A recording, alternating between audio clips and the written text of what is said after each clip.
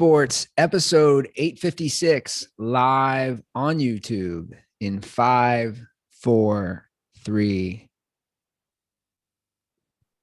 Welcome to the Dirty Sports Podcast. I am your host, Andy Ruther, coming to you live from Cincinnati, Ohio, with my co-host from Southern California, Joey No Chill Prano.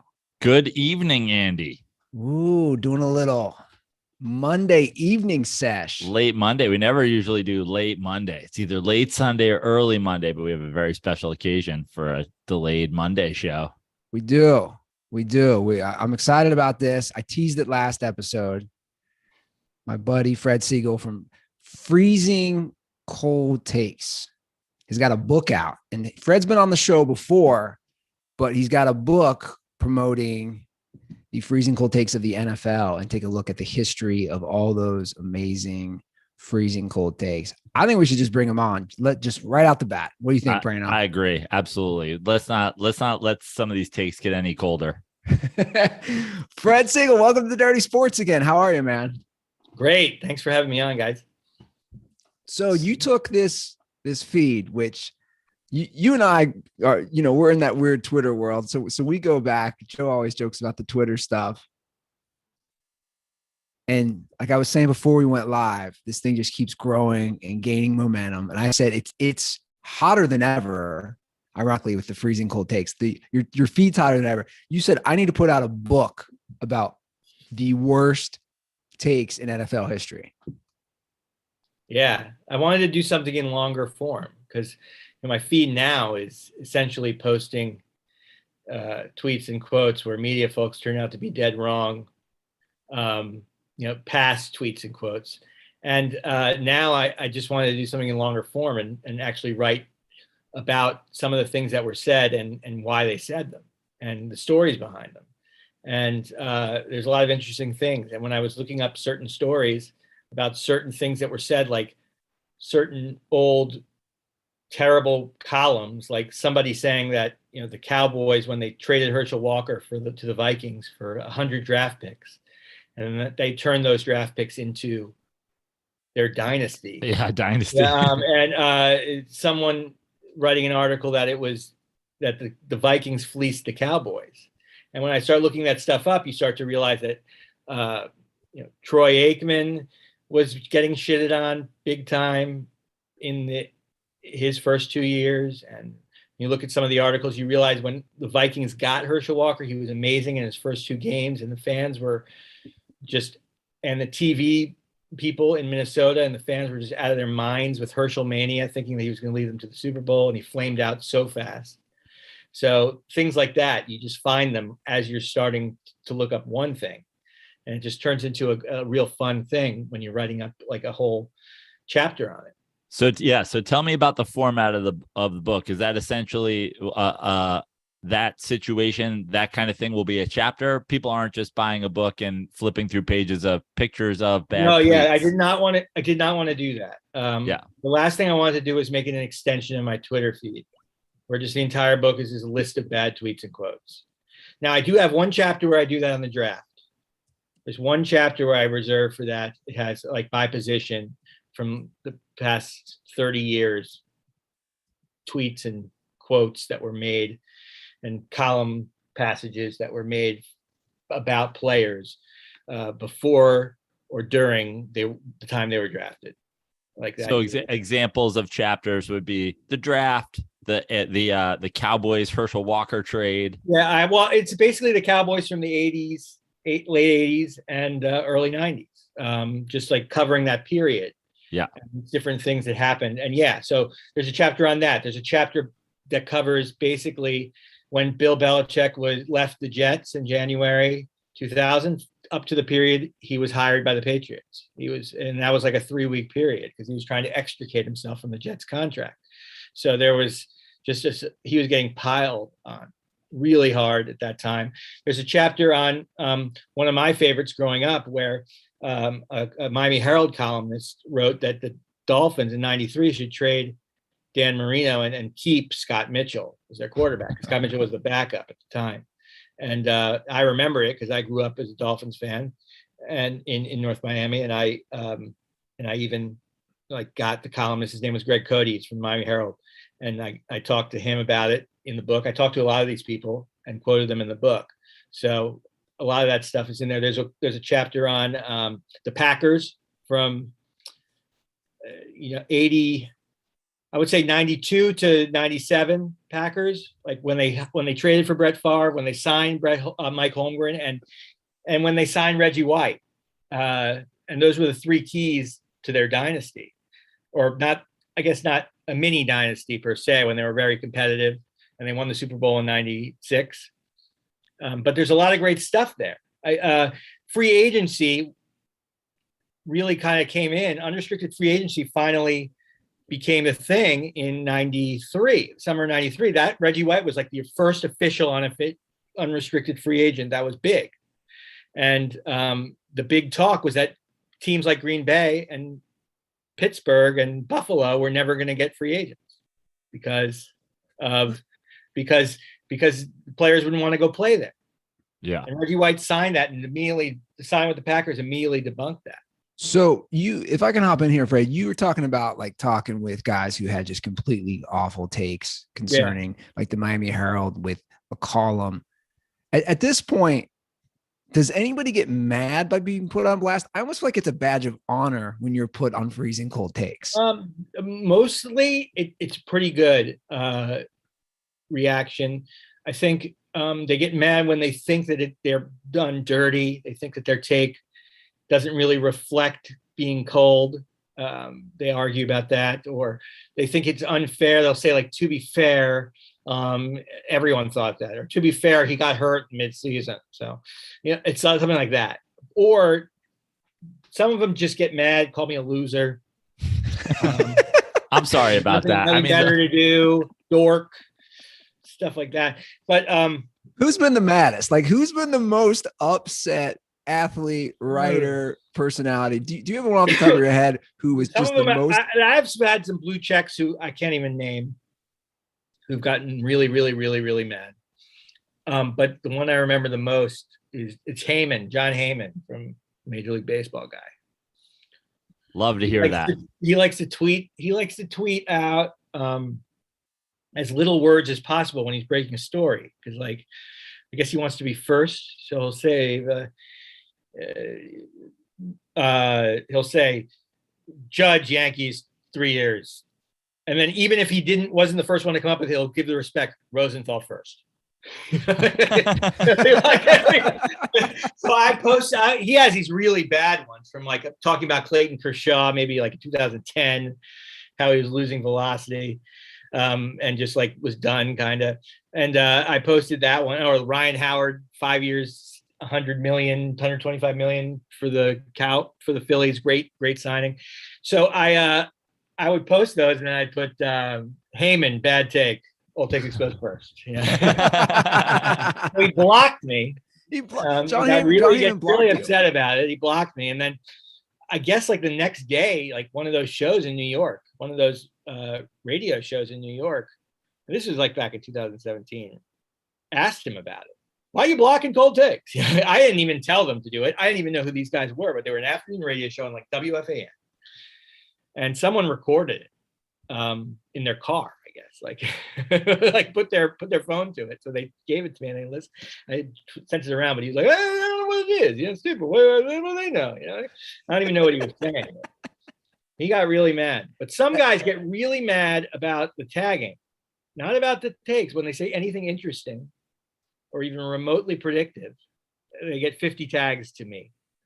But see, I would think right as they say it. I would counter that like that's like irrelevant. Irrelevant. Yeah, that's what I'm saying. It's free publicity. You're on Freezing Cold Takes. You made an awful take. We all do them. Like any of us who do a sports show. Yeah, I have a gazillion awful takes. I'll probably have a gazillion awful takes this episode. It's like, why that's so funny to me. Why people would get upset. Now, I want to ask, at what point were you like, I need to write a book? We did like a light bulb go off, or you just said, look, I got all these takes.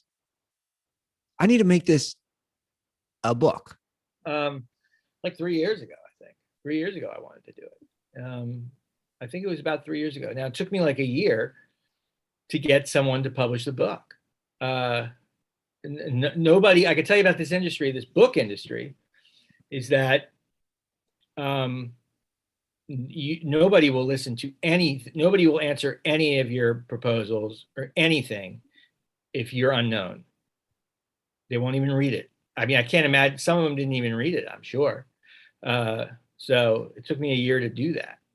But unless which is really crazy, because your account, obviously, that this whole thing, I mean, the book is titled after the same as it, is far from unknown. It's very known now. I know, but people don't get that. A lot of nobody gets it. So as soon as I was just trying to get a book agent, like I knew sending it directly to the publisher wasn't going to do anything for me. So somebody knew. Eventually, I got in touch with somebody I knew from the past who knew a book agent. And it was a sports book agent. And the second he saw it, he immediately signed me. So all you need to do is talk to somebody, because, well, I had to write a sample because I could be just an idiot who doesn't know how to write. So I had to write 2 chapters of the book first and use that as part of my thing. So people could see I actually can write stuff. So I was going to say, your background, I'm a lawyer in background. So I used to write now. Very the style for lawyers, very boring and matter of fact, and just boring and methodical. So I had to figure all that out. But otherwise, I knew how to put sentences together, and really I had been doing it for so long. So and write narratives, so I could do that. But I just had to get that agent, and then within 2 months, the agent got me a publisher.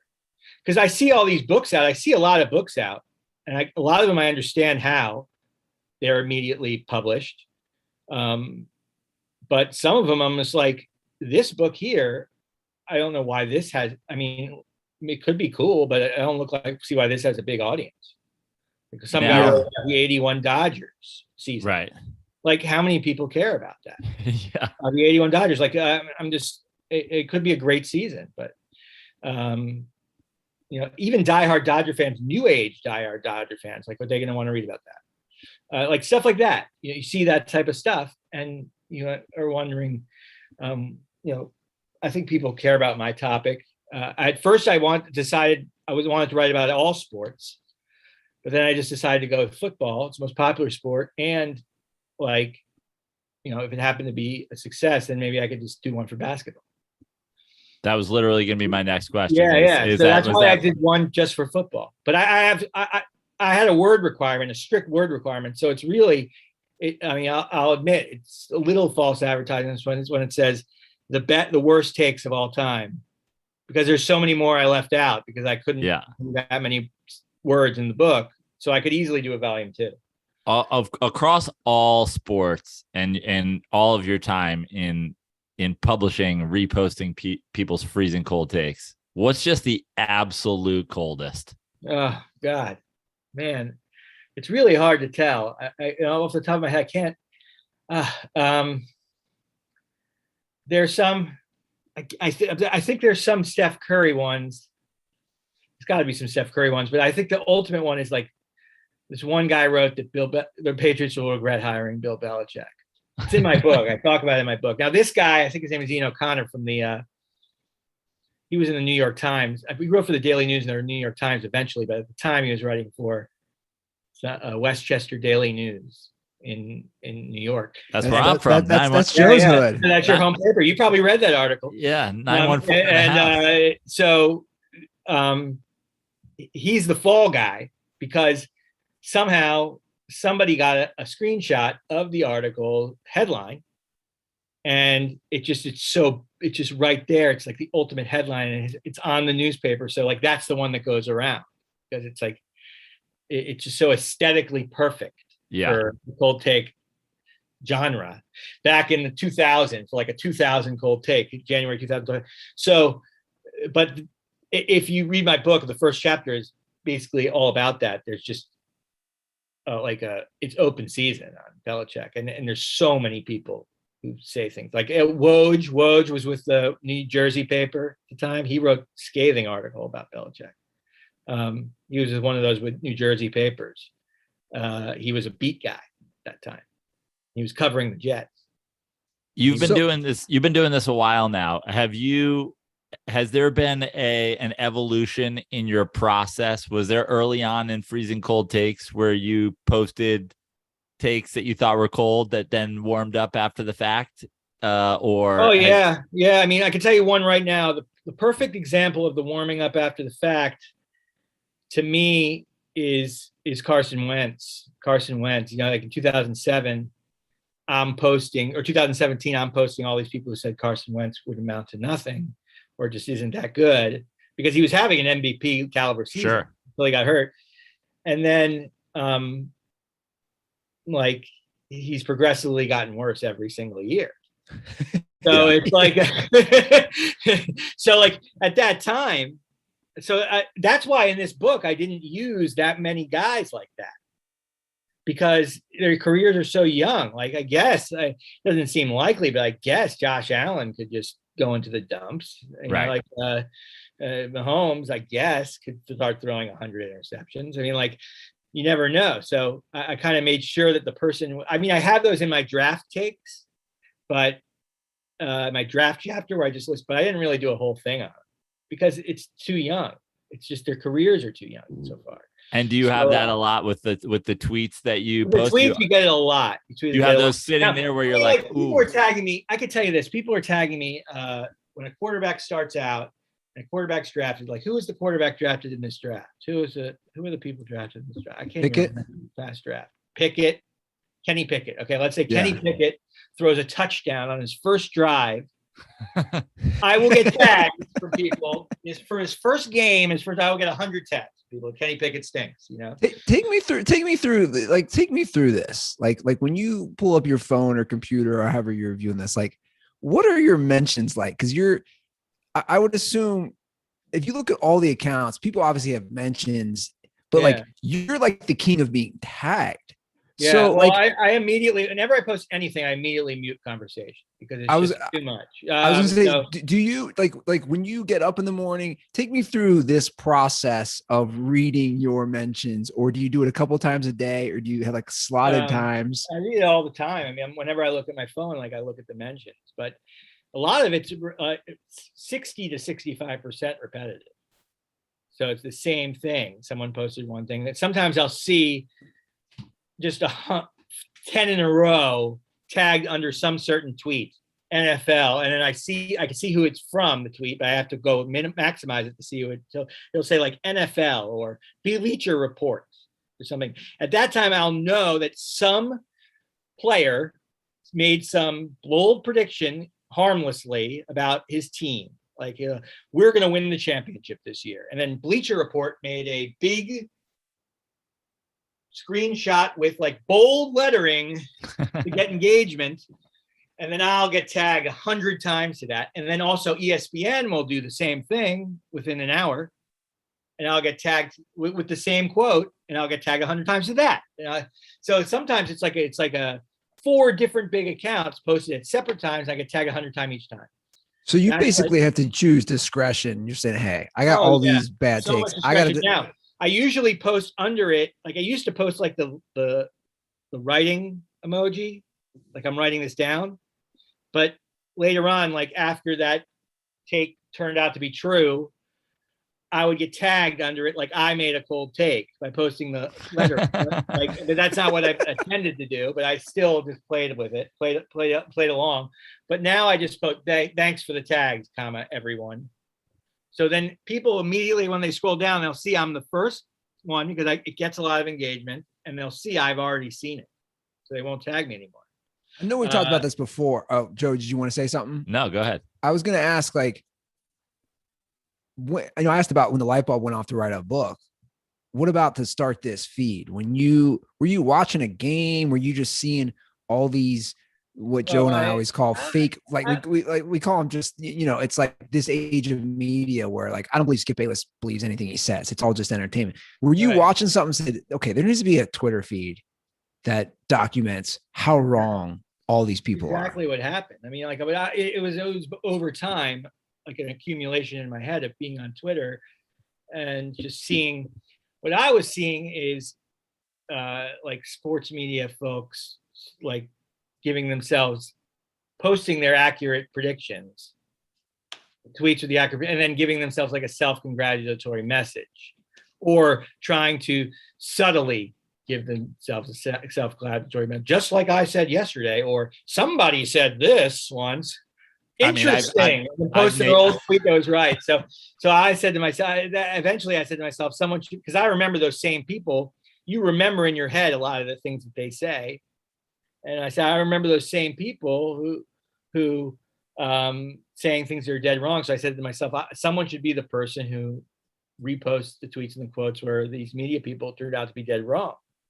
And I just became that person. Well, because at the time I was a practicing attorney, and they have these things called, these platforms called Westlaw and LexisNexis, where you look up case law to help write your legal argument and your legal briefs.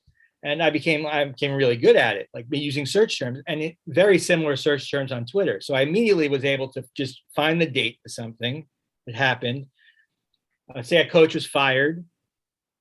You just go to like Wikipedia or something, or just type in hired this coach, and then it'll give you an article with the date that the coach was hired.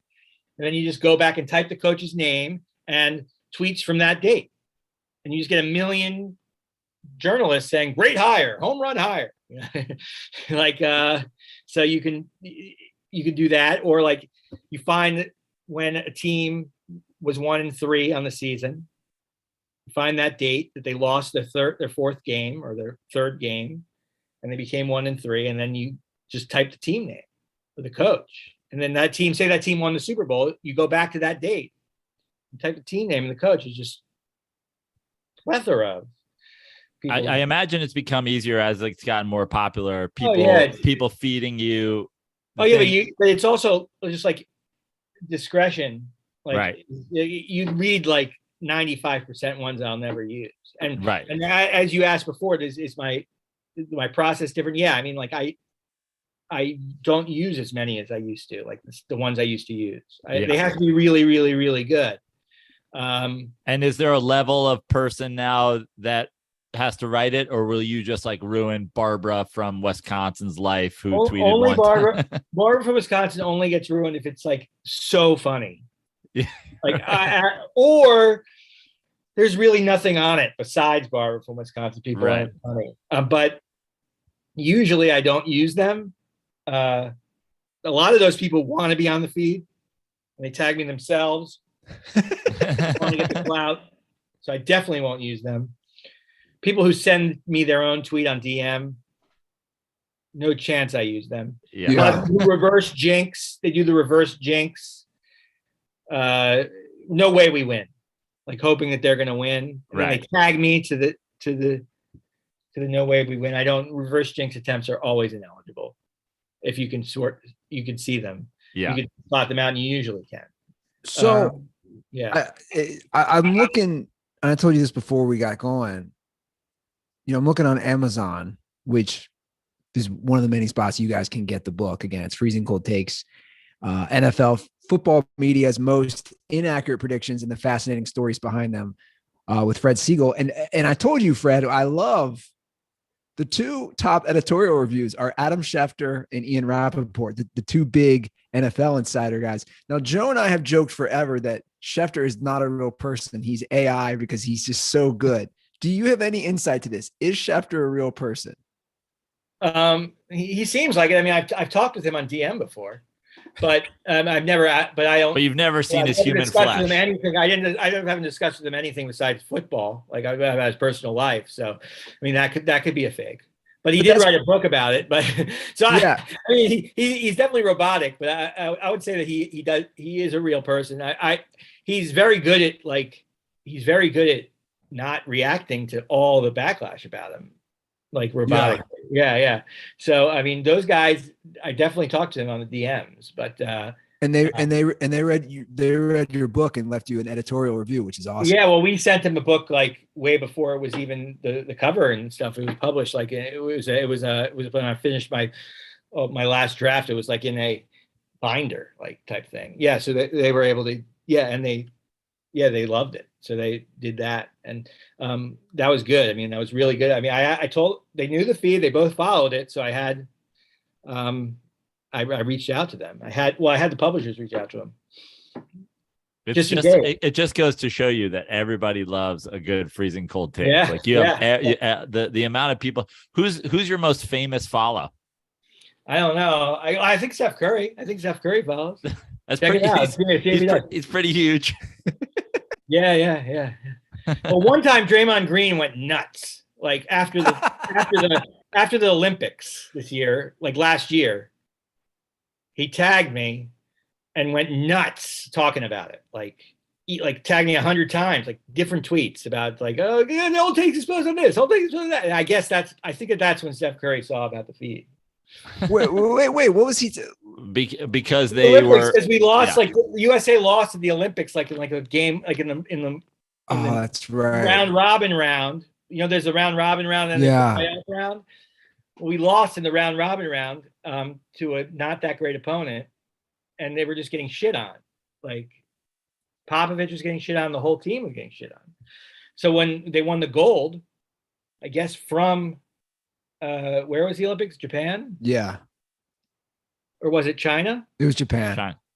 Oh, Japan. Yeah, from Japan, I guess he was instantly old takes exposing everybody. By the way, that's the most Joe. Isn't that the most Draymond Green thing ever? Of course. Yeah. Instead of celebrating the gold medal, he's pulling out his phone. Well, I mean, he may have had the celebration, and then like the next day, it could have been the next day. Yeah. While he's getting ready to do a podcast. I'm not gonna say he went right to his phone after the horn sounded, but it was pretty quickly after, and he asked, like he kept asking for more and more and more. And I was happy to give it to him. And he kept retweeting them and all. So it was a bit like I think I got a lot of followers from that, but that were famous players, I guess. Is there any athlete or even media member that you're a fan of that has had a freezing cold take and you're like, no, I'm not getting, this guy's not getting, I'm sparing him? Rarely do I spare. You're bigger than the game. You're just, I mean, rarely will I spare somebody. It depends. I mean, I'm not going to go back to, I'm not going to do twice in one day. I don't pile on. Right. And I don't do anything out of spite. People always try, like someone calls me a loser, like I said before, and then everyone sends me their takes. That's so, you're so much better. You're such a better person than me. It has to be a really good one that I would use anyway. Yeah. I'm not going to just retweet their tweet out of spite because they criticize me. It would dilute the feed's credibility. Was there a specific like tweet or a specific time where suddenly you're like, okay, this thing is turning into something? Sports Illustrated wrote a column on it on SI.com in February. I mean, I started the feed in November 2015, and Sports Illustrated wrote something in February 2016. Oh wow! So I mean, that's only 3 months later. And then it blew up at that point because, well, the author of the column posted it. It was before you can retweet your own tweet. He posted it like 4 separate times, and then added the feed. And it was nothing like anyone had ever seen before. So everyone started following. And then, so it was something that like everyone started doing. So it was good. I'm so excited that you've taken this to, proper book form, because I think it sets up nicely for what I hope is going to be a freezing cold take that gets exposed eventually. 2 of the most infamous Twitter feeds on the internet. Now, both authors. I am waiting for the day Jameis Winston is no longer an NFL quarterback and is not a Hall of Famer, and the entire literary career of Jameis 101 is posted. Well, I can tell you, Jameis Winston.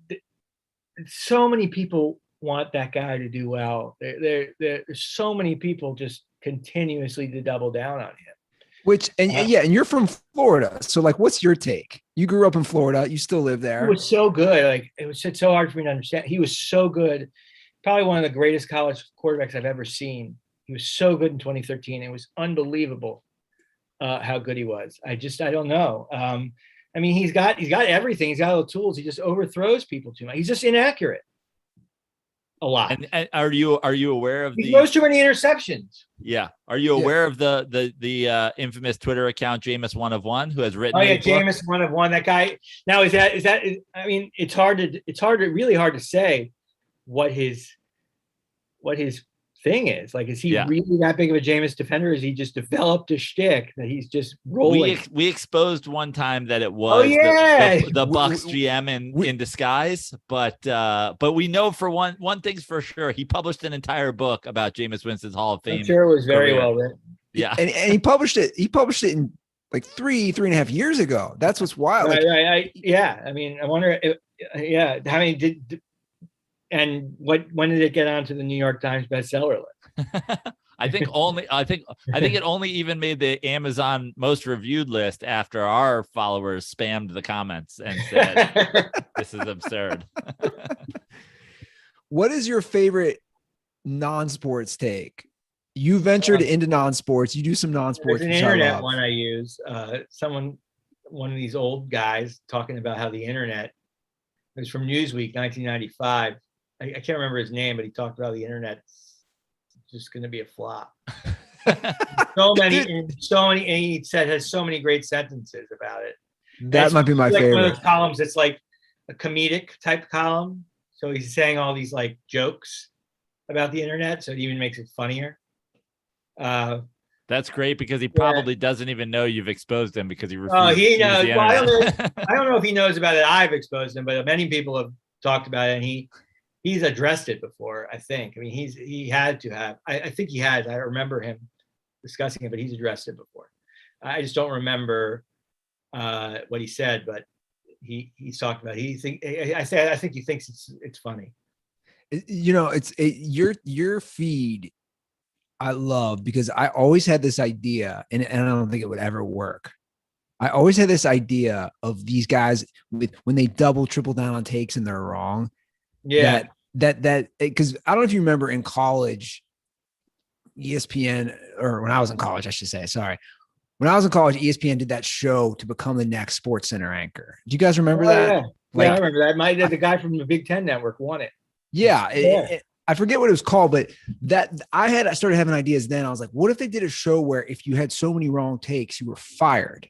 And that's why I love your feed so much. Cause like, that was my idea. It was so against what they want.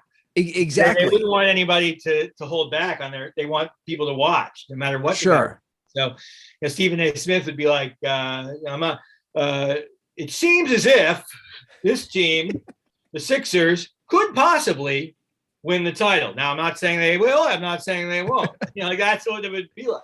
You're right. There would be no definitive predictions or anything. But I always thought that'd be funny if you did a season. I don't know how you do it. Like it probably wouldn't obviously work. But I always thought that was funny. And then obviously your feed comes along and it just exposes all these guys. But like I said, I really do, Fred. It's a badge of honor. Like I think most of these guys they like it, or they'll say they'll try to make fun of themselves. A lot of them tag me before I get to it, so they think it mitigates the damages for them. They look better. Now the best part is with your background as a lawyer. If anybody sues you, you can just rep yourself. Yeah, well, I haven't been doing it in a while, so I probably wouldn't know where to start with that. So, I don't think anyone could sue me because I'm posting what they said. Exactly. So it's like there's no slander or libel about posting exactly what someone wrote. Only Donald Trump would have the balls to sue somebody over his own words, and the way you stay away from that. I don't even think he could. He would even do that, but he would definitely.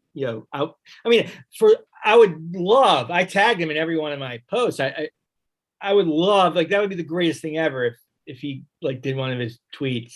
I was hoping for like anything like that. Did one of his tweets that called me a loser or bum. Oh, that From Freezing Cold Takes. That would have been the greatest thing ever. Yeah, that would have been so great for your feed because you told us great. Like I would have loved it. I would have loved him doing that because all of his tweets were so funny. It's the way he posted about everything. It was so funny. Like it was always laugh out loud funny, and to have it about me would be so funny. Like I would just think it was the funniest thing. But yeah, I mean, I've always waited for someone to write an article about me and how big of a loser I am, but no one's done it. So your book, before we let you go, it's pretty much available everywhere, right? Yeah, you can buy it Amazon.com. You can get it at Barnes and Noble, Borders, or whatever, anything of those online. Also, you can go to my Twitter feed and check out at Old Takes Exposed. You can check out the pinned tweet, and it has a link right to the publisher where you can order it from them too. And it's just, you can get it. I'm sure it'll be in bookstores. I don't know how that works anymore, but yeah, I'm sure some. Well, it's we discussed before the show.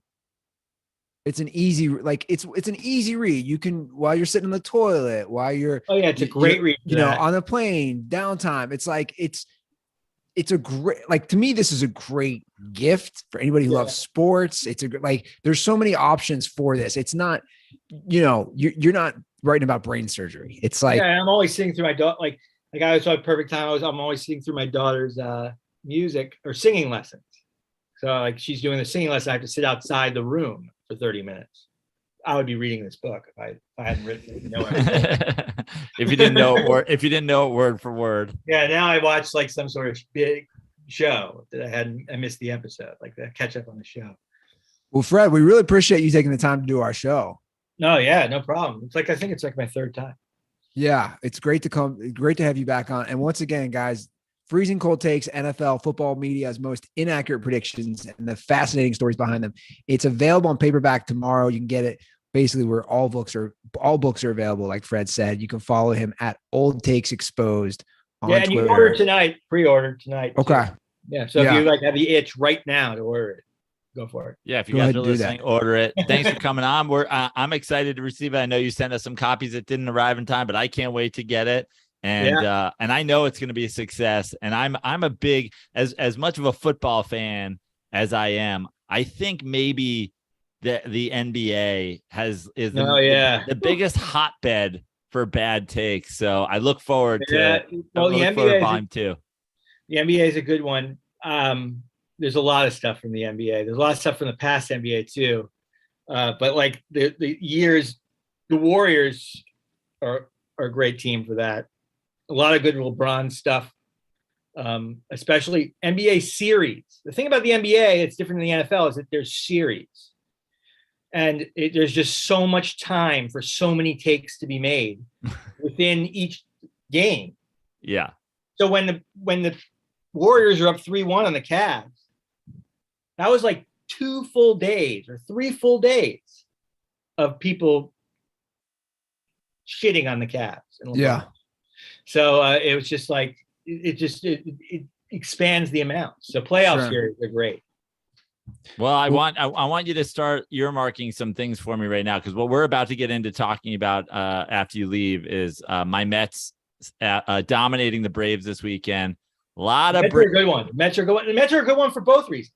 Yeah. You have the Mets previous to this, like at the end of last season or whatever, where people discuss how they're a dumpster fire and all that. So if they won the World Series, I could use those. Now, in the middle of this season, there are people who are really kind of crowning the Mets. Yeah. But and there's also to be, because there's this whole cloud over the Mets that they have to screw things up. So I think people are worried about that. There's this whole Braves population right now that, thinks it's same old Mets and we're going to choke in October. And I can't wait to see some of those takes. My friend Barrett, he's from Georgia. He's a college football guy. Barrett Ciali.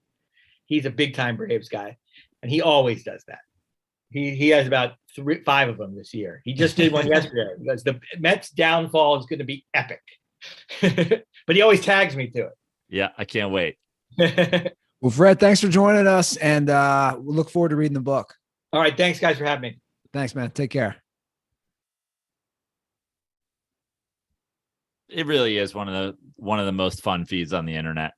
Oh, it really. I think I even got once. I should have double checked because I think I got once, but I don't remember what it was.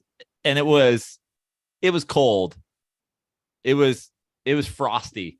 I don't know if it was ice cold. I don't even remember what it was now, but I think I got once. I've been put on there a few times. Oh, yeah. But you lean into that kind of, you have that kind of, you're like, you have the kind, your tweets have that kind of potential. You go big on your claims, and also, let's be honest, there's some nepotism there. Obviously, I mean, what's his name? Fucking, who's now on the Pelicans had to climb out of the dirt that you had already put on his body at like 20. He was 21 years old. Brandon Ingram. Yeah. Brandon Ingram was like, I'm still alive. And you're shoveling soil on top of him. He's like, I've been in the league for 3 weeks. I can't even legally drink. And you're like, you're a fucking bust.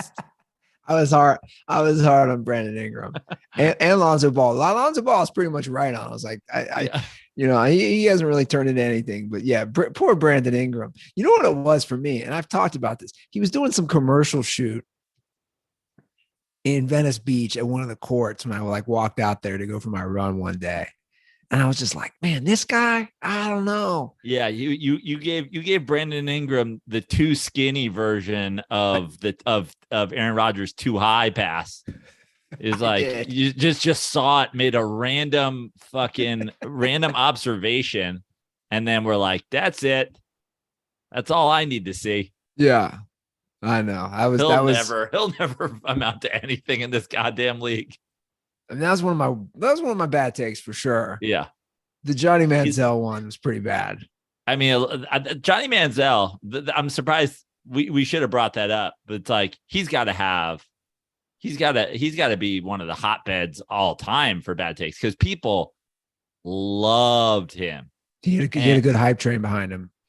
And on paper, like that was for me on paper, I'm like, you're small, you're reckless, you're fucking partying all the time. I was like, I hate to say this is like, and everybody's like, you're just a fucking hater.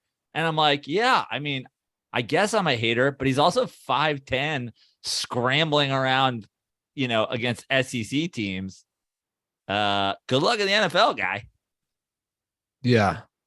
No, you're right. I mean, that was the most Browns move ever. That was a bad pick. And obviously he fell so hard in that draft. I don't know if he fell. People just didn't think he was going to be anything. But of course, the Browns went for it.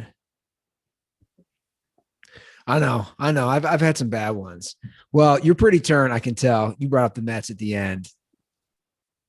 Well, 4 out of 5. Listen, I mean, I'm honestly, it's so funny because, obviously it was a big series for us. We had 4 of 5, including a doubleheader sweep this weekend against the Braves.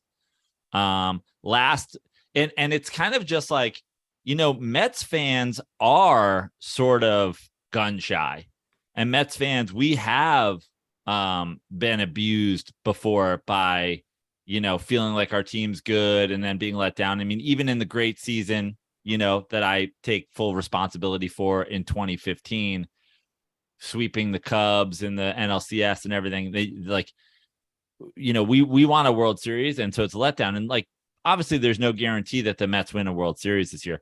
But the thing is like Mets fans, as I think a group, are very, very gun shy. But the reason I brought it up with Fred is Braves fans. I mean, they're a walking freezing cold take. They're like, the whole fan base is a walking freezing cold take waiting to happen because it's already happening. I did it last month. The Braves are saying, we're coming for you. Braves fans, we're coming for you. the Mets go into Atlanta, take 2 of 3, and the immediate response. Now, again, Mets fans aren't saying we're running away with the division. Braves fans are saying we're coming for you. Now you got to come to Atlanta. We go to Atlanta, we take 2 of 3, and immediately it's like, oh, it's one series in July. You know, is this your World Series? We're like, we weren't the ones hyping this up. You guys were doing that. And then the immediate pivot is, all right, well, we got 5 games in Citi Field in August. We got 5 games in Citi Field. Talking. The players talking, the fans talking, full, Twitter feeds devoted to the Mets are fraudulent. The Braves were coming to town. It was like the scene in A Bronx Tale with the motorcycle gang. They came into Citi Field. Jacob deGrom closed the door behind them and was like, now you can't leave. And 4 of 5, like, sorry to use foul language here on the Dirty Sports Podcast, but we butt fucked y'all this weekend. I mean, it wasn't even a series. I mean, it was the scene from Pulp Fiction. We put a ball gag in your mouth and ass raped you in a fucking basement. And what's amazing to me is if the Braves had come into Citi Field after all that talk that we did in response to them, and they took 4 or 5 from us, Mets fans would be living in a fucking hole that they would have jumped in the hole you dug for Brandon Ingram, and they'd be fucking living in it. Braves fans, honestly, becoming one of my most hated fan bases, still talking. And here's my favorite part about Braves fans. This is my favorite part. Braves fans have been chirping. And the chirp is the Mets always choke. The Mets never get it done in October. The Mets haven't won since 86. Here's a fun fucking fact for Atlanta Braves fans out there. The New York Mets as a franchise came into existence in 1962. The Atlanta Braves have been a thing since 1965. We have the exact same number of world titles. And until last October, y'all had half as many of us. And as far as choking goes, think about that. 2 franchises that have essentially been around the exact same amount of time with the exact same amount of titles. But you guys have won 20 more NL Easts. And we're the chokers? How many fucking NL Easts you guys want to win?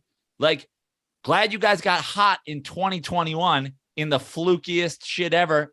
No disrespect. A World Series is a World Series. You got it. But there's this thing that's coming out of Braves camp now. When we figure it out this year, watch out when we figure it out this year. Figure it out. You're the defending world champions. I think you figured it out. You're just not that good this year. The Braves right now are closer to being out of the playoffs than they are to the Mets. And also, talk about health. Jacob deGrom just fucking no-hit you for almost 6 innings. Almost perfect game to you for 6 innings in a fucking rehab start, dog. He's not even. They were like, he's pitching 6 innings and 75 pitches. That was his cap.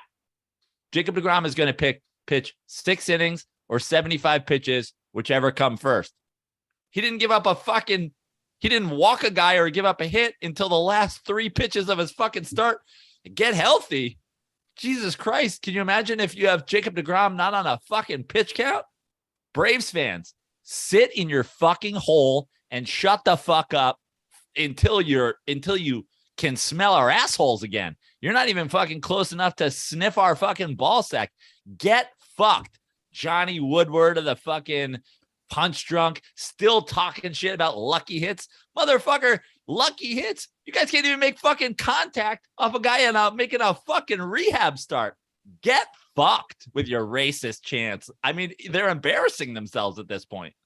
2 fucking World Series having like y'all have fucking 25 titles. Y'all have 2 fucking titles in the exact same amount of time we do.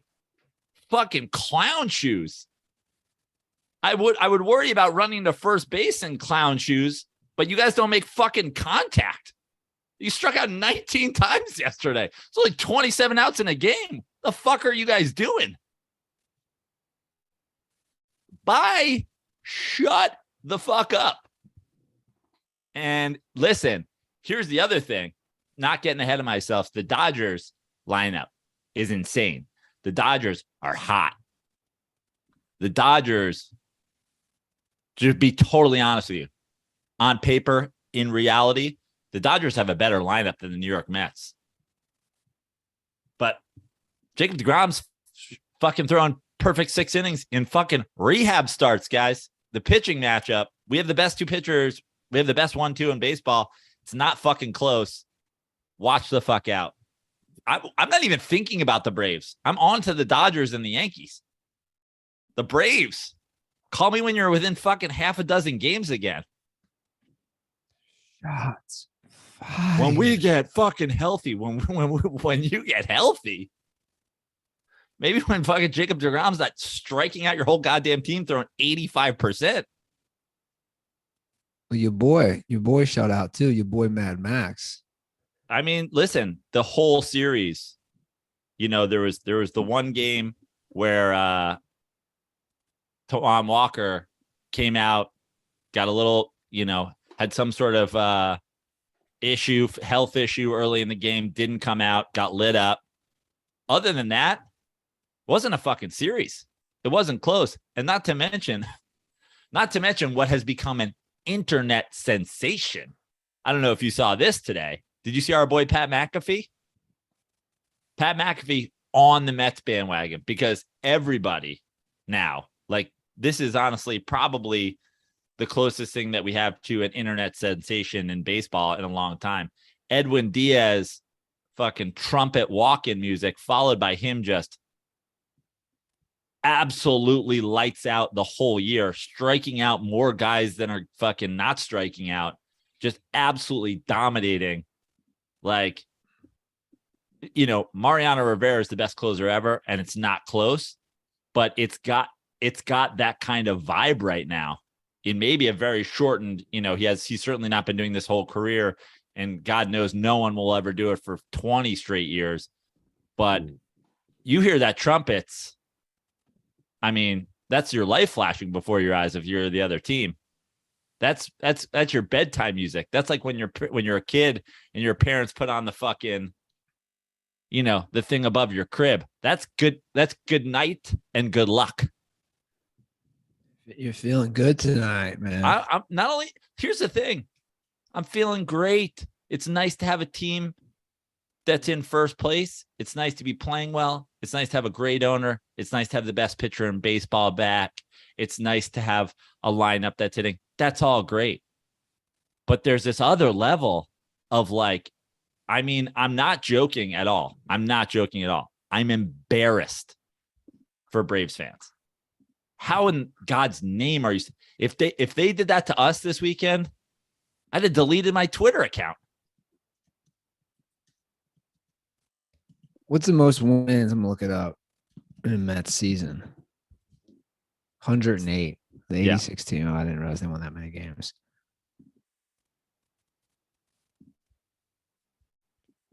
Up 3-1 on your Reds right now. Braves don't even play today. They go on and finish this game. I mean, it's fucking 7 games. What are we talking about here? This isn't a division race.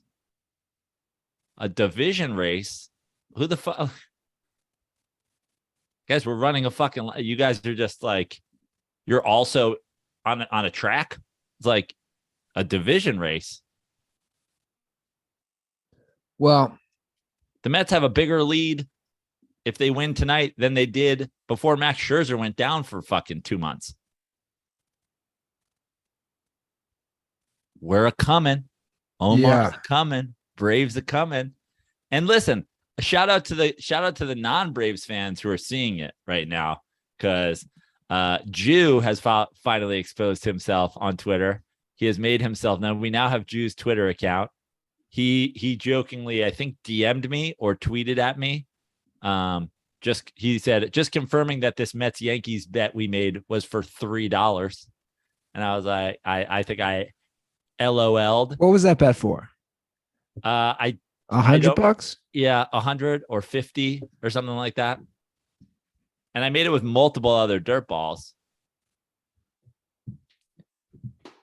And that bet was who would go farther, the Mets or the Yankees? Yeah, because again, like I said, it's like the wins don't really mean anything to me. What means something is, and listen, I'm gonna knock on my whole apartment's wood. I'm gonna knock on all of it. We need to stay fucking healthy, obviously. But like the maybe the freezing cold take that could ever occur is somebody being like, if everybody's healthy, this pitching staff is better than the Mets. It's not. We have the best thing that happened at the trading deadline for any team, including Juan Soto to the San Diego Padres, is Jacob deGrom comes back the day of the trade deadline to the New York Mets. He's made 2 starts, and he was absolutely electric yesterday. He was unhittable. The guys, they're talking about weak contact. Fun fact, they didn't make contact on a slider the whole fucking day, guys. Remember Andy Ruther being like, can I make contact? You think this is the team that won the World Series last year, not making contact for an entire game against a dude's slider. Your boy Jew called into the show. Yeah, you love to hear it. It wasn't about this. It was about Aaron Judge. He's trying to. Well, let's get some Aaron Judge takes. Aaron Judge may be the overall MVP of baseball so far. I mean, it's hard to argue otherwise. Offensively. All right, I'll play the call. Let's do it.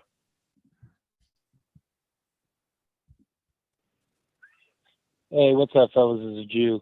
Just calling in to see if Joe could put away his hatred for just a few minutes. And if we could talk about this guy, Aaron Judge, who is just unbelievable.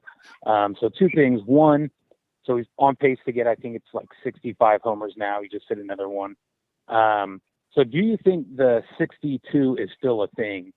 Not to take in, depending on how you look at Bonds, either way, did what he did, but do you think 62, is there still a race for 62? And then also he declined a $215 million offer in the beginning of the year, 7 years. So what do you think would be the max if he was on your team you would want to pay? It looks like he's looking for 10 years, 350, something like that. As a Yankee fan, I think, you could go about 8 years, maybe even 9, but let me know what you guys think. Later. First, I mean, I'm gonna do this in parts. First of all, this is a grand misconception about Joe Prano. I do not hate Yankees players as individuals. I hate the Yankees organization for what they stand for. I hate many Yankees historically. I love many Yankees historically. I grew up watching Don Mattingly, loved him. Loved Ricky Henderson when he was there. Loved Winfield. Matt Noakes, I always had a weird boner for. The Yankees teams that came after that, always loved Bernie Williams. Mariano Rivera is the most dominating closer of all time. Joe Girardi, I was a fan of. Robinson Cano, super underrated. Loved all the guys who went from the Mets over there. Ventura, Gooden, Strawberry. David Cone might be my favorite pitcher before Jacob deGrom became a thing. I like Aaron Judge. Aaron Judge seems like a great dude. Aaron Judge is a great ball player. I have no beef whatsoever with Aaron Judge, especially since he's a right-hander who hits bombs and isn't some fraudulent poke it out over the fucking Little League field wall in right. Left-hander that they love there so much. I just hate, here's the thing. Aaron Judge is putting up a season. Aaron Judge right now, Aaron Judge could get hit by a bus tomorrow. He's already had a better season than Derek Jeter has ever had in his entire Yankees career. Fact.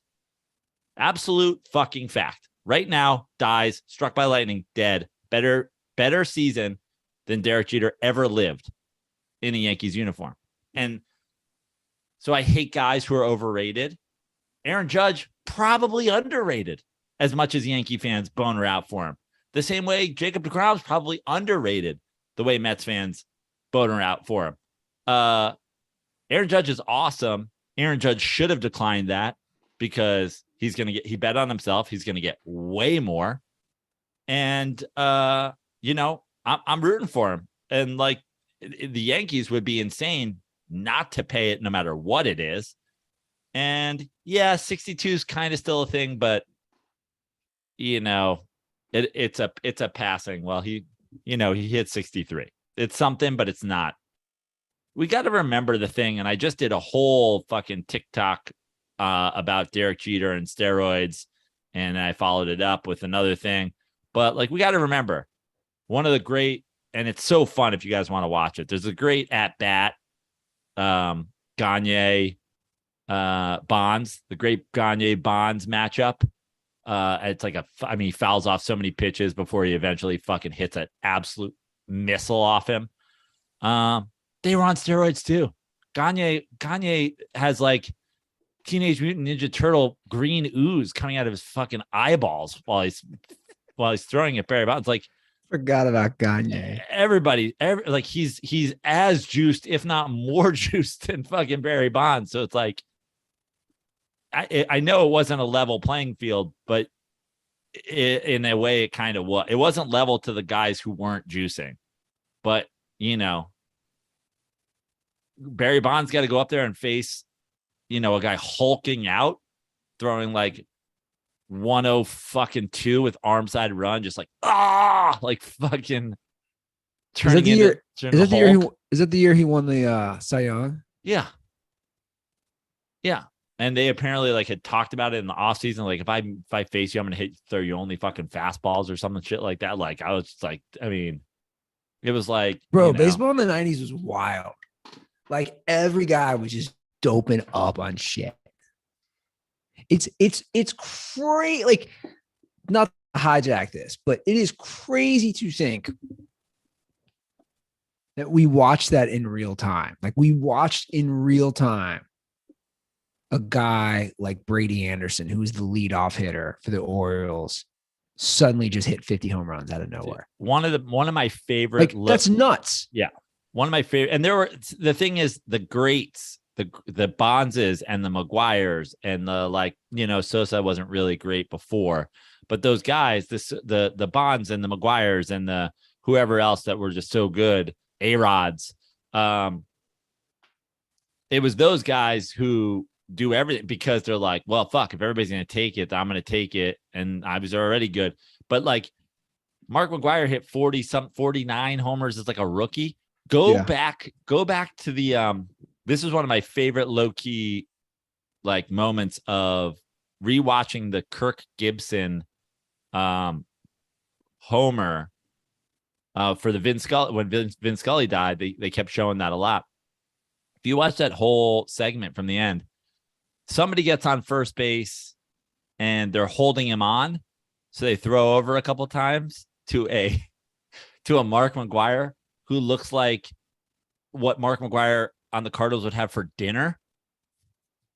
You're like, bro, like, he's a big dude, but he's also, 30% girth of his future self. It's like insane.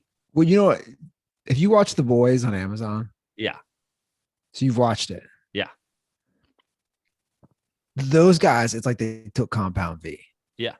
Like, that's basically what it's like. Again, I don't think people understand who didn't watch it in real time. Like, if you were a younger dirtball, again, like, you're just, it'd be like this. I guess this is the equivalent. It'd be like Durant showing up to start next season looking like LeBron. Yeah. And you'd be like, what the fuck? That's how it was. Guys like Brett Boone, who obviously played for the Reds, and then he goes to the Mariners and just starts mashing. And you're like, what? He never did this before. It was just everybody was on roids. Yeah. Or PEDs. It's crazy, man. And it's funny because this Derek Jeter video that I put up about steroids and about, obviously when you watch The Captain, and obviously whenever you talk about anybody's career, you talk about their titles. And I say in this video, this TikTok that I put up is like, I was talking to a friend about it, who insanely claimed Jeter's the best shortstop of all time. And I was like, he wasn't even the best shortstop on his own team. A-Rod was better. And he's like, A-Rod was on steroids.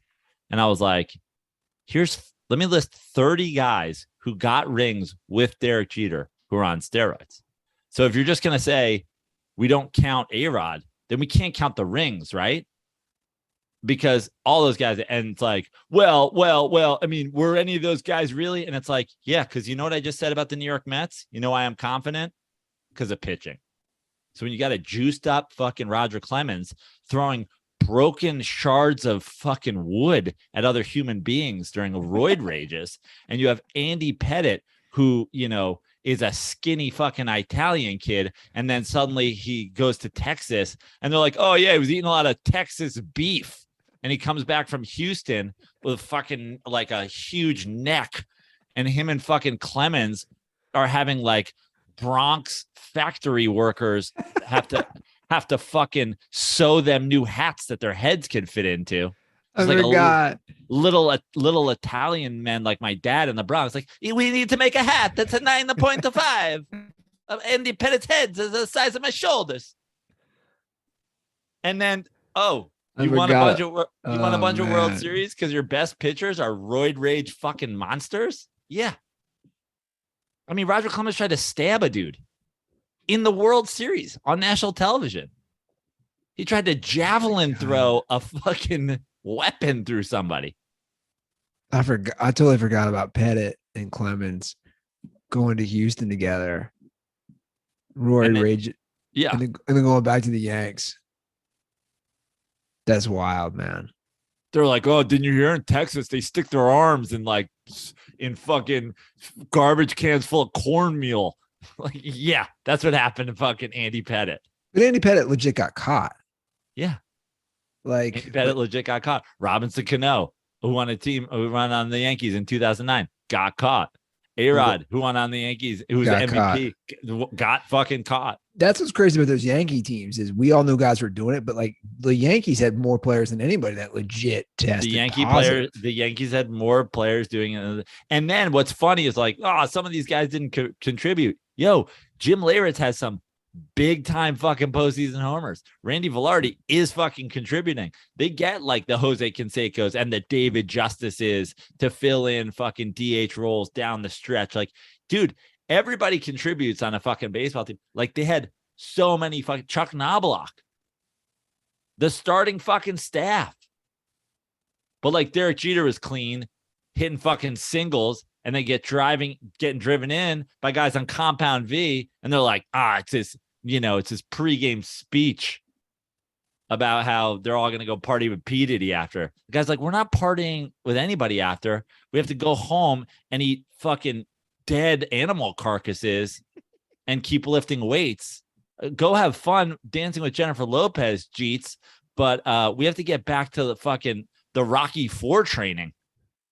You remember, you didn't even mention Giambi, man.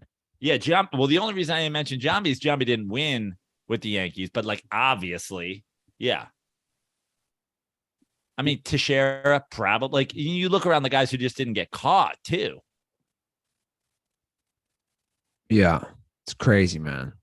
And by the way, that's always been my point about steroids is like, we can't just pick and choose what aspect of it we want to fucking hate on and what aspect of it we don't.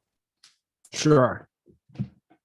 Everybody's going to Derek Jeter 5 rings. It's like, how many rings does he have? If Andy Pettitte and Roger Clemens aren't spending the off season injecting each other in the neck and then just like eating, like chasing down cattle stabbing them to death with shards of broken bats, and then eating them like they're wildebeests eating a downed fucking, like they're fucking, lions eating down wildebeests in the jungle. Like, it's insanity. Again, man, wild time. Like, wild that we watched in real time and like nobody really said anything. Like, didn't say enough. We gotta. Speaking of wild, we gotta talk about Pete Rose, bro. Oh yeah, I mean, here's a guy, dude. Pete Rose doesn't even understand like FCC violations. They're like, Bro. how are you going to tell Pete Rose not to gamble when they can't even put him on TV without him saying cock? Who do you, Norm McDonald? So I've been busy with the move. You know how moving is. Like, it sucks, especially when two people, I'm learning, when you don't live together ahead of time and you're coming from different spots and you're moving into a house. So I really wasn't paying attention to social all weekend or anything. And I just pulled up Twitter yesterday and I saw the number one trend at this point during the day was Pete Rose. I'm like, Pete Rose is the number one trend in the entire United States. And I was like, oh, what did he say? And then it was like, it was a million things that he said. And I was like, I just kept being like, wait, there's more? Like, Pete Rose, he's just a character. He's a cartoon character. That's all he is. He's a cartoon character. So Pete Rose was on the field in Philly because they were honoring the 1980 Philadelphia Phillies, right? So they're honoring them on the field, right? And so he's going to get hit with all these questions. And it's not even about gambling anymore because everything came out that Pete Rose had sex with a 13 or 14-year-old girl right when he was in his 30s when he played for the Reds. And his defense this whole time has been, I thought she was 16. Right. Which is a wild defense. Jane Cook just wants to know if he super fingered her.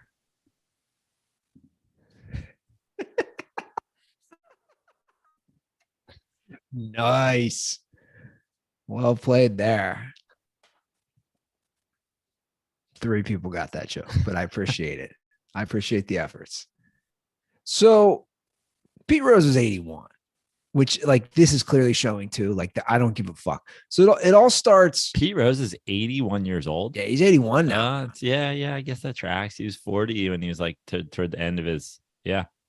I mean, so Pete Rose is being asked about this, which, like, I don't know. I mean, that's a whole other discussion. I think, like, people can say, oh, what's the, like, my thing is, like, he's not like, and his reaction basically said it all, right? Like, he doesn't want to hear people question him having sex with a 13 or 14-year-old girl.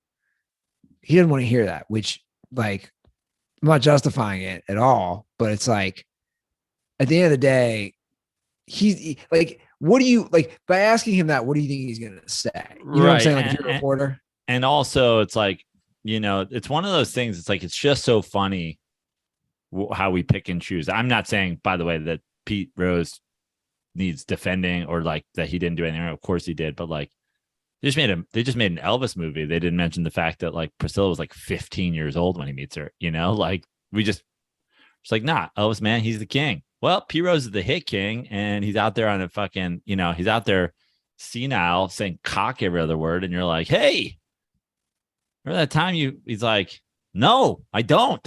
Like, yeah. So Pete's been all defensive. He's not answering questions. He literally said, this is verbatim, who cares what happened 50 years ago? Like, dude, that speaking of a freezing cold take, like, right.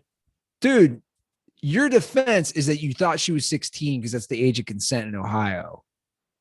In your 30s, and you're in your 30s, and you're like that's like one of the worst defenses ever.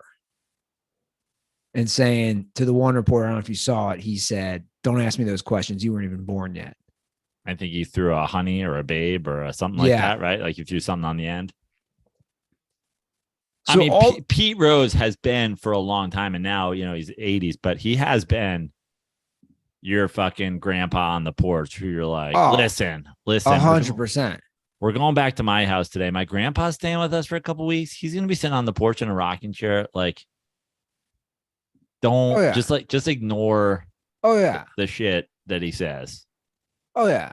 No, for sure. And your friend's like, what's he gonna say? And you're like, well, you see how you're wearing a polo shirt? He's probably gonna call you a homosexual.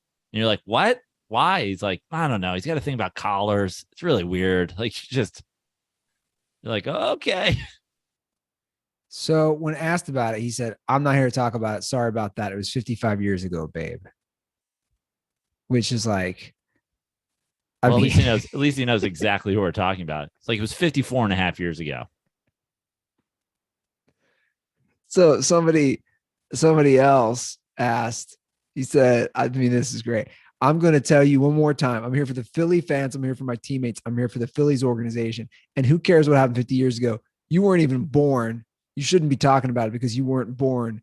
If you don't know a damn thing about it, don't talk about it. By the way, Pete Rose goes with like the 6-year-old argument here. You weren't born. Like, you can't talk about it. Yeah. Like, what? So the Phillies organization thinks then it's a good idea to put him on air. After all this happens? Absolute insanity. Dude, this is wild. Yeah. So all this happens, and then the Phillies are like, how could we make this even worse? I got an idea.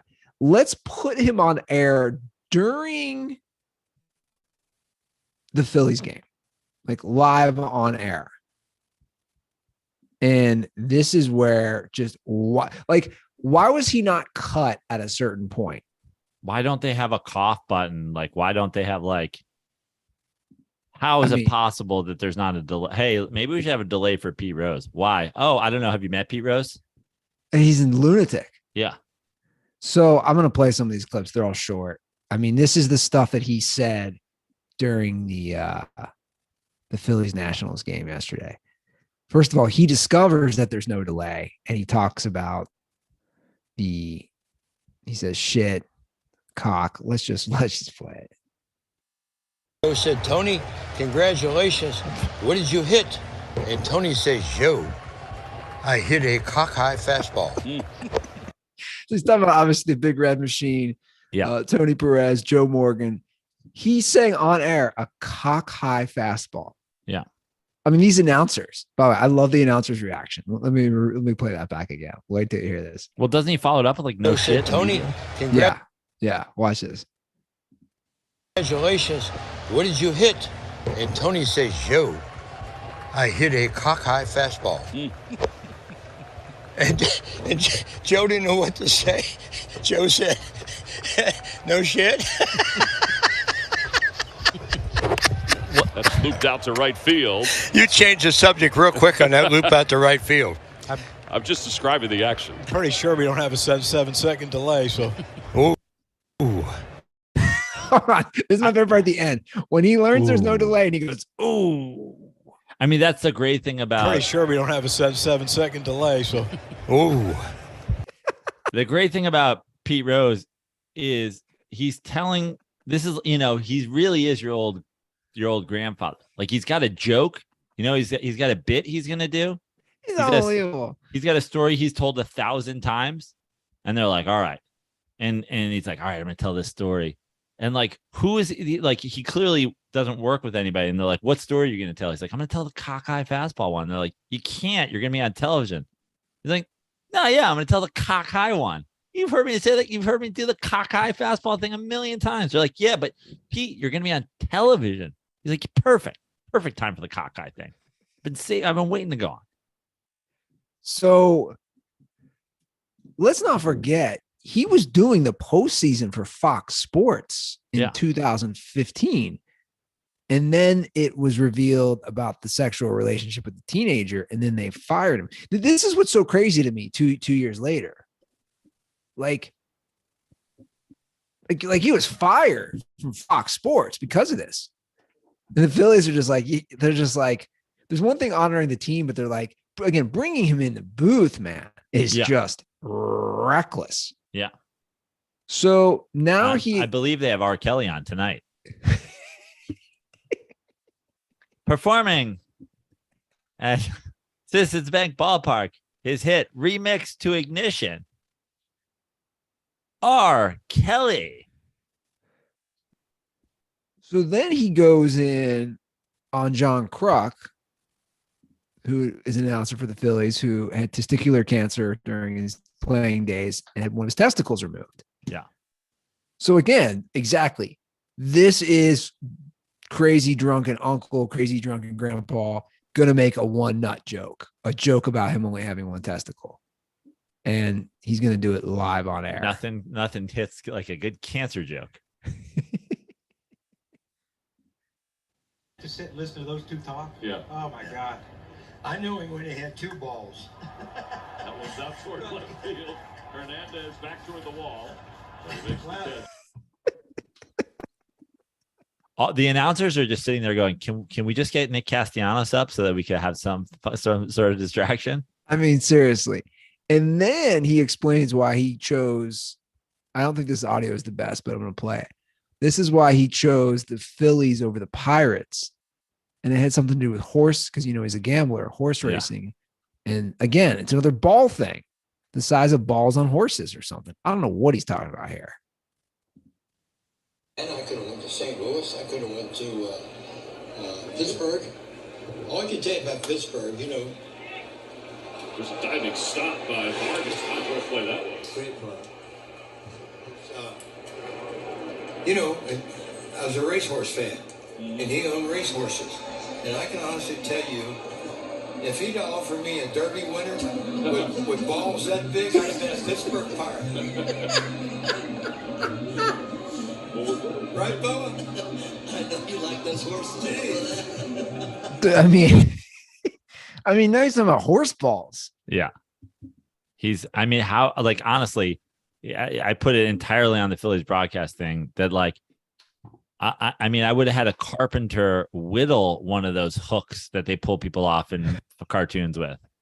I would have 1940s Looney Tuned him off the fucking stage with like a hook on a fucking thing. I would have had the guy from the Apollo sweep him off stage. I would have had a clown come in. I would have fucking used smelling salts to bring back the guy that Sam Rockwell played and used a gong to get him off. Like, what the fuck are we doing here, guys? How many times is this? I know it's baseball. We have a three male genitalia rule. 3 strikes and you're out before you're out of the broadcast. I love it. This is what baseball needs, man. This is what baseball gets. Like, finally, you're trending. You got somebody saying wild shit. Oh, here's the best part, though. I got my high school sent out the thing for the Hall of Fame a few weeks ago. And obviously there's always a big guest speaker. And they chose Pete Rose this year. And I was like, and that's why I texted my brothers. I was like, is our high school not aware of these? They're not allegations, for the record. Pete Rose says he had sex with her. Again, his defense is she was 16, not 13. And it was legal. And I just think it's so funny that like my high school, I'm like, guys, what are you doing? Like, I don't really care. Going viral, bitch. What are you doing? They're like, this is straight out of the Andy Ruther playbook. We were hoping you were going to come and start at Pete Rose quotes for the fucking speech. I kind of want to go if they keep him. After yesterday, I wonder if my high school will keep him as the speaker. And again, I don't really care. Like, my thing is like, I loved him as a player. I think he should be in the Hall of Fame. Obviously, he's not a good person. It's just wild to me that the Phillies were like, let's just. Ty Cobb murdered somebody. Yeah, for sure. Which is ironic that those are the 1 and 2 guys in the hit list. Right. And Barry Bonds was mean to reporters. I mean, seriously, what a great way to put it. Ty Cobb murdered somebody. Rose was fucking a teenage girl. I mean, honestly, that's everything that's wrong with the Baseball Writers Association. You could walk into a baseball locker room and they could see a guy fucking stabbing a dude to death. And then Barry Bonds would walk in and they'd be like, Barry, any comment on what your teammate's doing to this guy? It looks like he's stabbing to death. And Barry Bonds goes, fuck you. And the guy's like, well, that's one guy I'm not voting for. And you're like, wait. That guy's murdering somebody over there. Somewhere Norm Macdonald is smiling Yeah. that Pete Rose managed to say cock on live Yeah. TV. Yeah. Norm would like to have, he'd be like, hey, you see Pete Rose the other day? He goes on the Phillies broadcast, says cock a couple times. Yeah. That's great. Cock. Pete, you can't say cock on TV. Norm, you're saying, yeah, but I'm quoting him there, you know. I wonder if we'll ever get in the Hall of Fame after he dies, because obviously that's when it would happen. Yeah.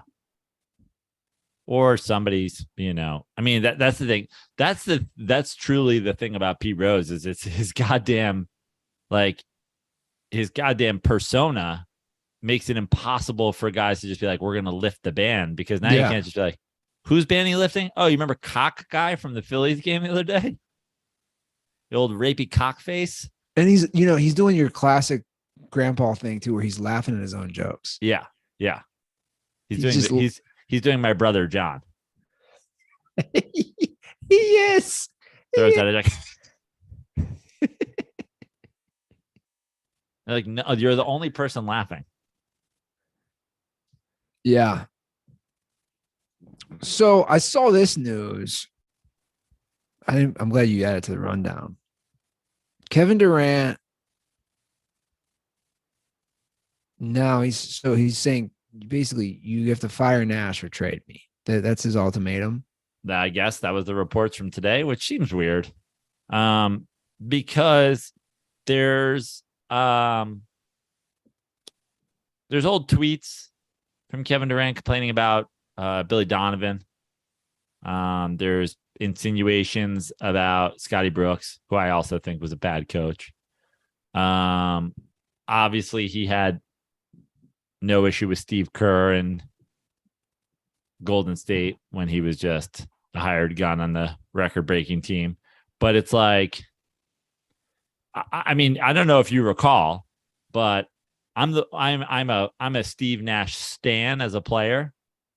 I didn't think that the hire was the greatest fucking hire all the time. You're like, he's got no experience. You're bringing him to a team with stars. I mean, if you recall, and if anybody wants to go back, I mean, the thing that I was very hopeful about with that Nets team was obviously they had D'Antoni as an assistant under, like, you know, they have Steve Nash's strategic mentor as an assistant under him. So I thought that had potential.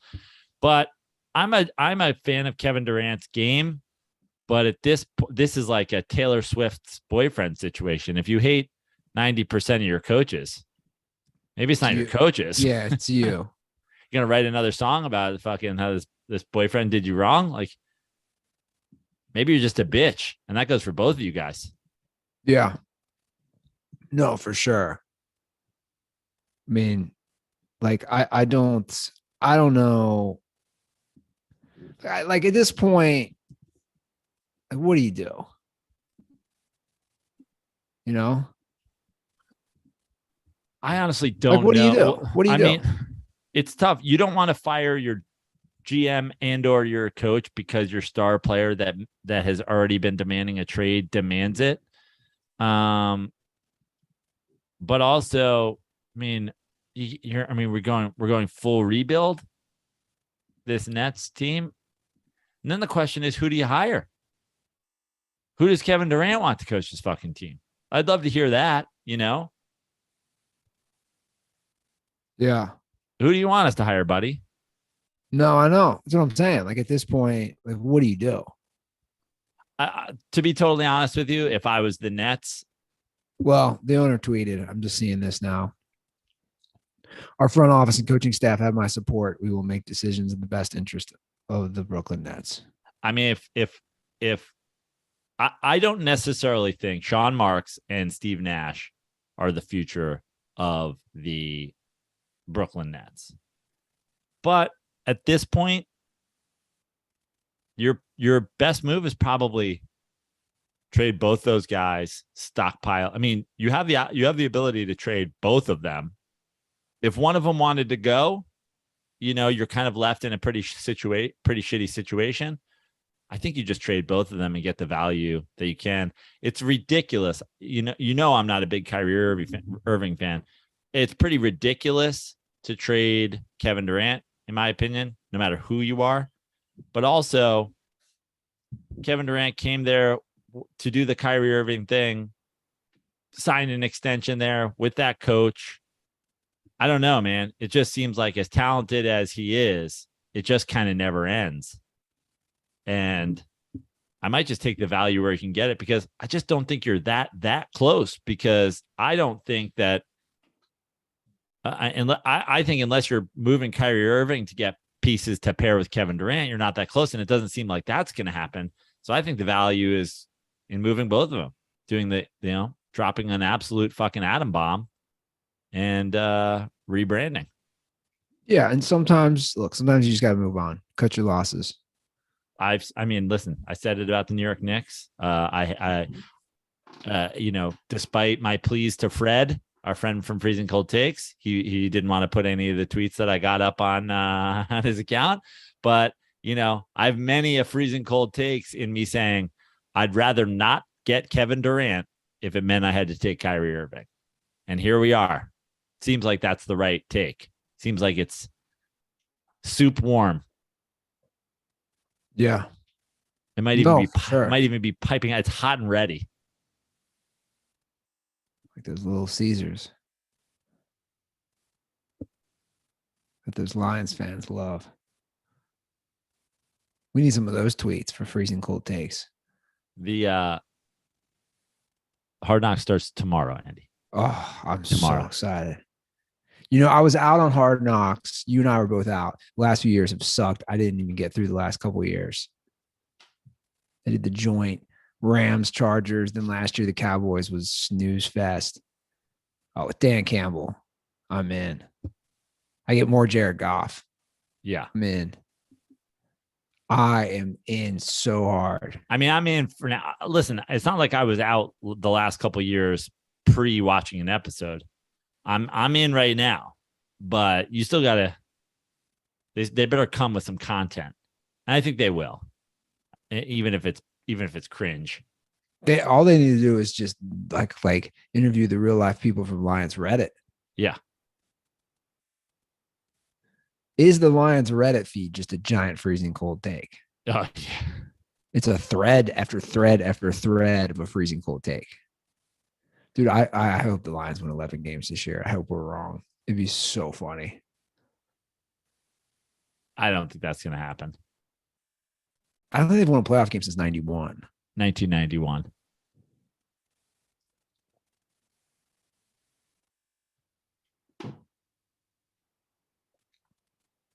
Serious question. Aaron Rodgers. Yeah.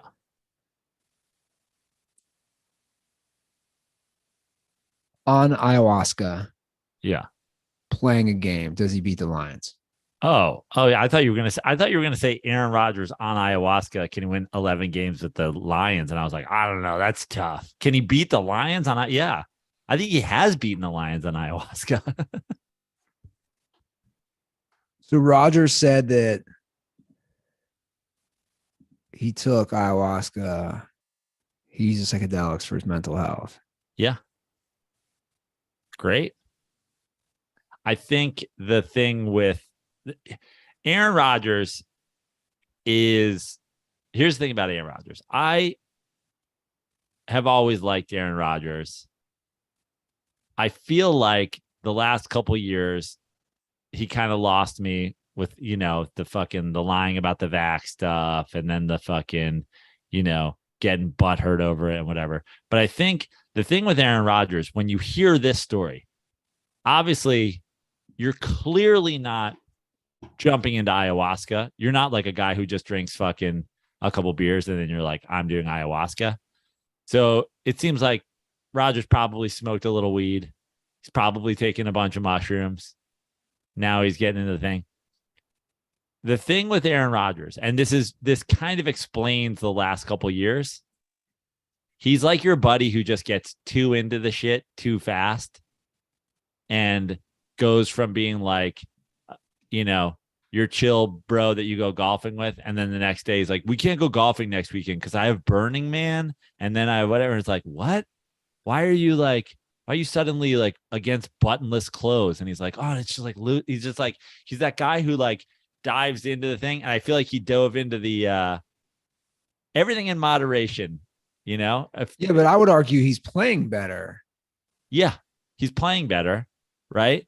But also he's drawing a lot of attention on himself because with all the ayahuasca and the opening of the third eye, now he's, lying about his vaccination. It's just like, and I gotta say, it's like when he was like quietly before, like not talking about just like hating his family, you were like, all right, kind of the silent killer. And now he's like dating a witch and talking about ayahuasca and not getting vaccinated. And it's like, I hate to say it, but it's like, dude, then when you lose the NFC Championship game, people are going to be like, all right, so are you tripping balls? Like, what's going on here? Just feels like he went like aggressively. Well, I think you change as you get older. He's 38 now. The media is a lot different now than it ever was. Obviously, he does McAfee's show during the season every Tuesday. This was a completely obviously it's a non-sports show that he's talking about this on. And that's become more mainstream. Let's be honest, right? Sure. All the psychedelics have become way more mainstream, especially on handling mental health. I know somebody who just went to ayahuasca retreat in Costa Rica. How these are things, right? Where you go, you have a shaman, and it's a whole like experience that's not cheap either to pay for. And to be honest, someone like me, I'm fascinated by that too.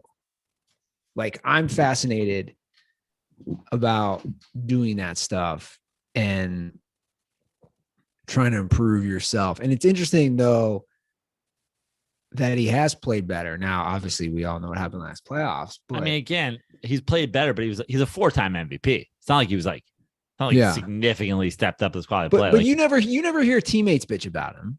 No. I think his teammates always liked him. Yeah. I mean, there's the story that came out a couple of years ago about like being weird with teammates and how they like didn't know what to do, like, all that shit. But like, I have no problem with Aaron Rodgers taking a bunch of psychedelics. It's probably better.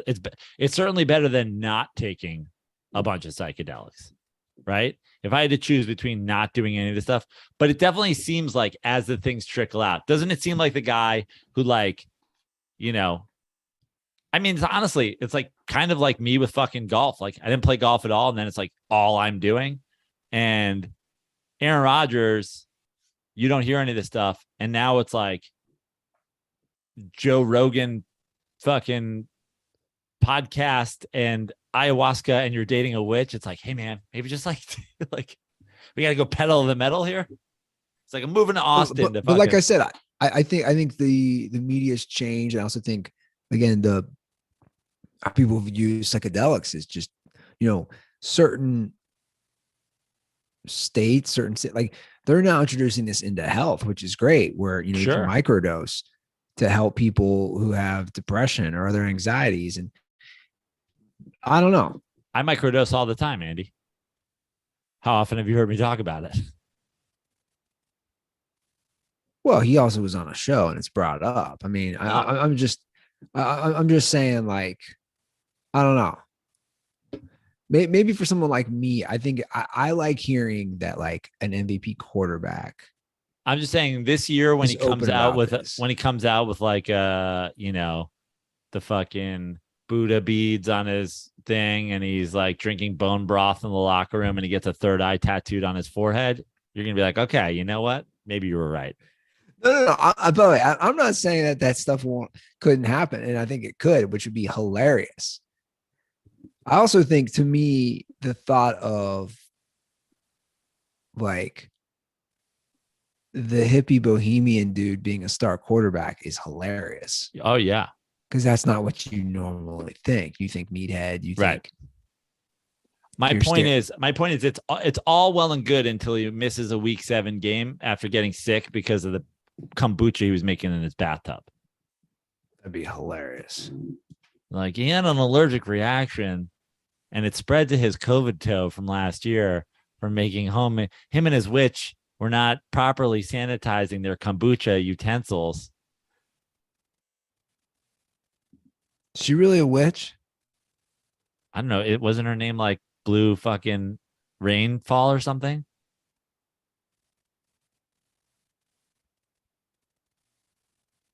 Blue. I don't know what her last name is.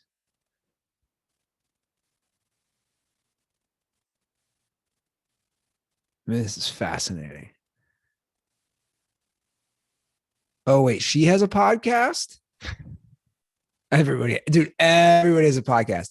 She's the host of the Deja Blue podcast. Yeah, dude. Dude, everybody has a podcast. What do you tell people when they ask you about starting a podcast? Well, I mean, no one really asked me about starting one, but it's like, I mean, Bro. people ask you about starting a podcast all the time. Yeah, but I'm also saying, bro, I'm on Apple Podcast looking at her. Bro. I see. You see what I'm saying? This is wild.